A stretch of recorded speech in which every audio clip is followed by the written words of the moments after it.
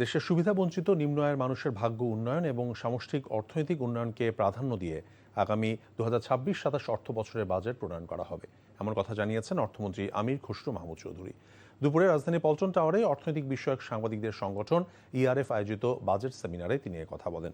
অর্থমন্ত্রী জানান, শুধু দেশ গঠনের গণতান্ত্রিক পরিবেশ সৃষ্টি নয়, অর্থনীতিতে সবার সমান অংশগ্রহণ নিশ্চিত করতে গণতান্ত্রিক অর্থনৈতিক ব্যবস্থা গড়ে তুলতে চায় সরকার।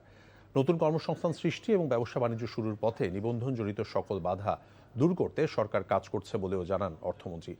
বলেন, যেসব প্রকল্পে অতি ব্যয় অথচ কর্মসংস্থান সৃষ্টি করে না এবং পরিবেশের ক্ষতি করে, এমন কোনো প্রকল্পে বাজেট বরাদ্দ দেওয়া হবে না। ব্যক্তি খাতের মাধ্যমে দেশের উন্নয়ন, ইকোনমিকে ড্রাইভ করে কিন্তু প্রাইভেট সেক্টর। সরকার তো ইকোনমি করে না, সরকার ফ্যাসিলিটেট করে। যত বেশি বাধাগ্রস্ত করা যায় ব্যবসা বাণিজ্য অ্যাক্টিভিটিসে, এটাই মনে হয় নিয়ন্ত্রণটা হচ্ছে সরকার। আমরা সেখান থেকে বেরিয়ে আসতে চাই। এক কথায় বলছি, আমি যত পারমিশন যতগুলো আছে সবগুলো টাইম ফ্রেমের মধ্যে সিদ্ধান্ত দিতে হবে। This is our decision.